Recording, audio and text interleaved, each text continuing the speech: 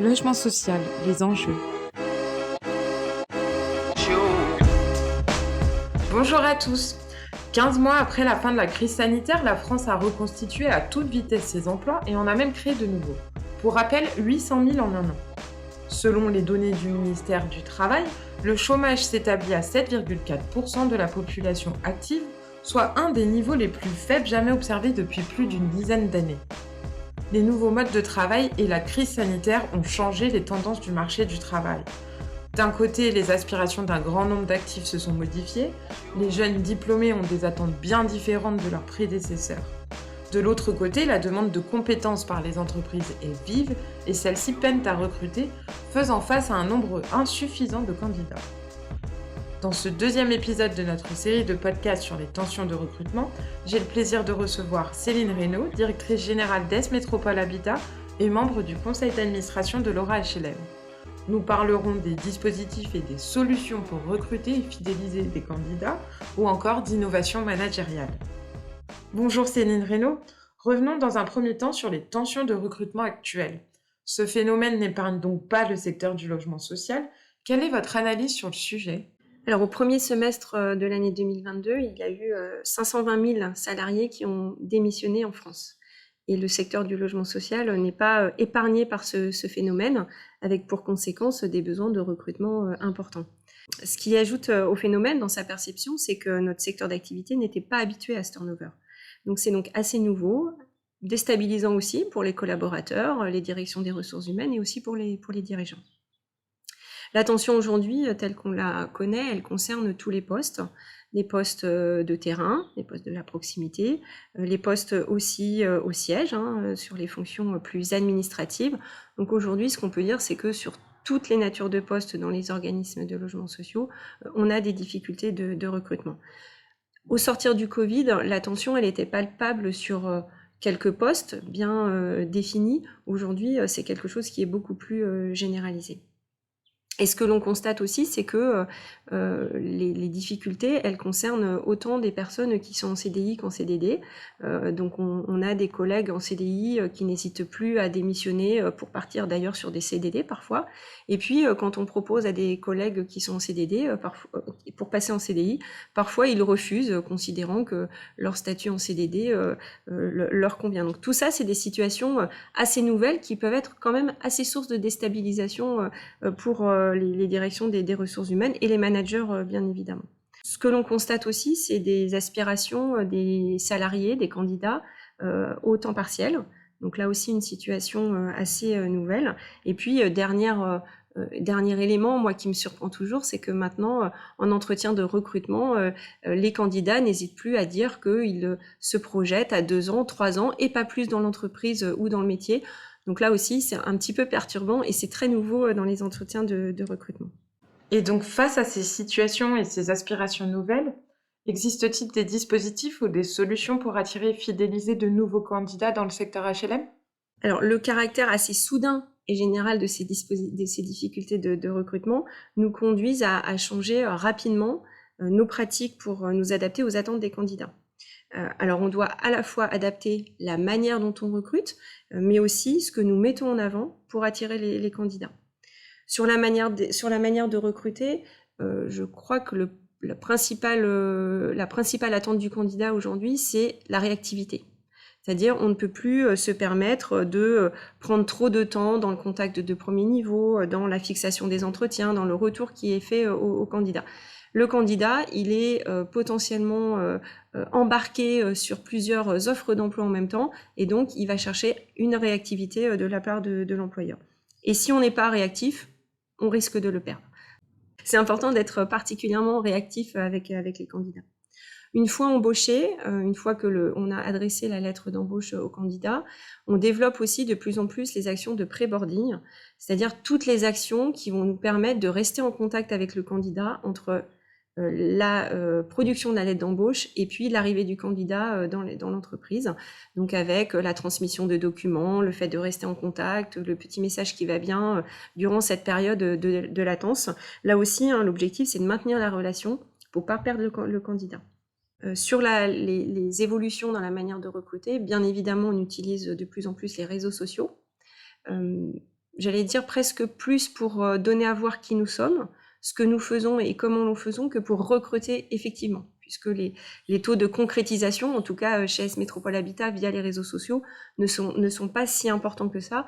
En revanche, les réseaux sociaux aident à communiquer véritablement sur les actions que nous réalisons. On fait aussi évoluer nos pratiques de recrutement. Donc je vais en citer quelques-unes, sur le développement des entretiens de préqualification, donc des entretiens téléphoniques qui nous permettent là aussi de rentrer très vite en contact avec les candidats et de vérifier que sur le fond et sur la forme, ils pourraient convenir et donc rentrer dans un processus d'entretien. On a aussi mis en place des sessions collectives de recrutement sur certains postes bien ciblés comme les conseillers clientèle ou les gardiens. Donc là aussi, pour faire découvrir le métier et l'entreprise avant de rentrer dans un processus d'entretien de recrutement. Et puis, on peut aussi participer à des job datings, donc qui, là aussi, rencontrent un certain succès. Donc voilà pour un peu les méthodes de recrutement. Sur le fond, ce que l'on met de plus en plus en avant, mais ça, je crois que c'est aussi très général sur l'ensemble des secteurs d'activité, c'est tous les dispositifs qui, dans l'entreprise, vont permettre de concilier la vie personnelle et la vie professionnelle, avec pour les administratifs, bien évidemment, le télétravail qui se situe en haut des demandes des candidats. Alors tous ces dispositifs, en fait, ils existaient dans nos entreprises, ils existaient à S Métropole Habitat avant cette rush au recrutement, mais ce que l'on constate aujourd'hui, c'est qu'on a beaucoup plus besoin de les mettre en avant qu'on ne le faisait précédemment. Et puis, par rapport aux candidats, ce que l'on met bien évidemment en avant, c'est tout ce qui tourne autour de nos missions, le sens de notre secteur d'activité, les valeurs, ce qui nous différencie. Voilà, donc là, on est sur quelque chose qui est peut-être plus classique, mais on voit bien aujourd'hui qu'on oriente finalement le recrutement peut-être vers plus le savoir-être des candidats que le savoir-faire, considérant que le savoir-faire, on peut plus facilement l'acquérir et que le savoir-être, l'état d'esprit, dans le moment présent, est particulièrement important. Il semble aussi important de rendre attractifs les métiers du logement social.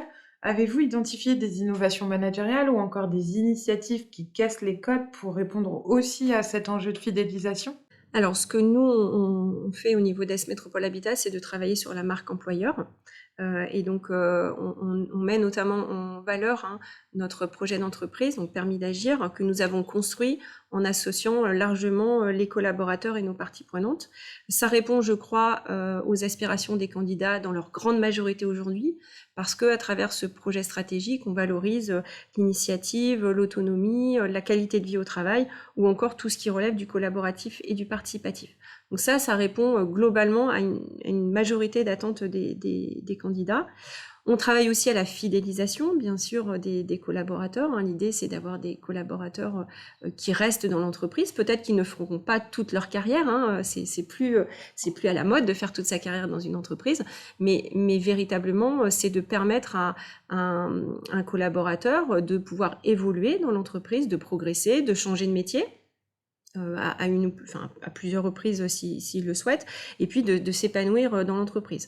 Donc aujourd'hui, on constate chez S Métropole Habitat à peu près 30% des emplois qui sont pourvus en mobilité interne. Ça veut dire qu'on a cette capacité à permettre aux collaborateurs d'avoir un parcours au sein de l'entreprise, et c'est particulièrement important. Ce que l'on fait aussi en termes de changement un petit peu dans notre manière de faire, c'est de plus communiquer sur ce qui nous différencie. Alors bien sûr à travers les réseaux sociaux, mais pas que.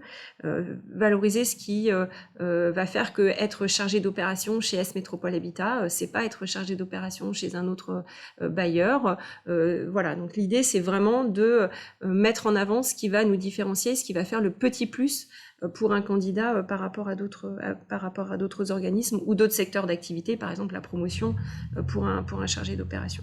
En complément de la communication, on travaille aussi avec les écoles et les universités pour essayer de monter des partenariats qui vont nous permettre de capter un certain nombre d'étudiants au sortir de leurs études pour constituer un vivier de potentiels candidats.